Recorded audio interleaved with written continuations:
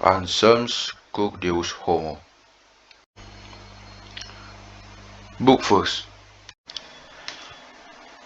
Chapter 11. What it is to sin, and to make satisfaction for sin. Anselm, we must needs inquire, therefore, in what manner God puts away man's sin, and in order to do this more plainly, let us first consider what it is to sin, and what it is to make satisfaction for sin. Also, it is yours to explain and mine to listen. Anselm, if man or angel always rendered to God his due, he would never sin. Boso, I cannot deny that. Anselm, therefore, to sin is nothing else than not to render to God his due. Boso, what is the debt which we owe to God? Anselm, every wish of a rational creator should be subject to the will of God. Boso, nothing is more true. Anselm, this is the debt which man and angel owe to God, and no one who pays this debt commits sin. But every one who does not pay it sins.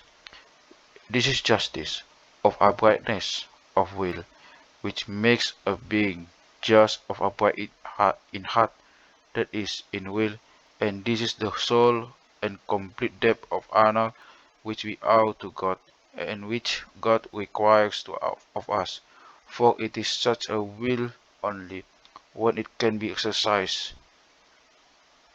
that does works pleasing to God, and when this will cannot be exercised, it is pleasing of itself alone, since without it no work is acceptable. He who does not render this honor which is due to God, robs God of his own and dishonor him, and this is sin.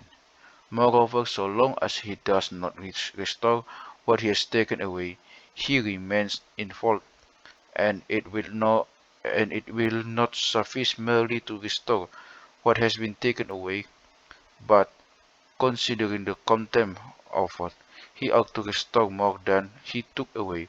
For as one who imperils another's safety does not enough by merely restoring his safety, without making some compensation for the anguish incurred, so he who violates another's honor does not enough by merely rendering honor again, but must, according to the extent of the injury done, make restoration in some way satisfactory to the person whom he has dishonored.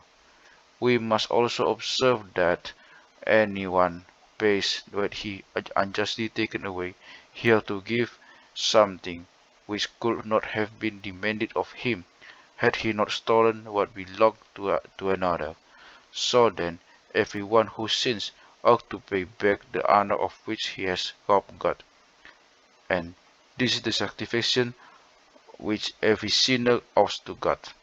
Boso, since we have determined to follow reason in all these things, I am unable to bring any objection against them, although you somewhat startle me.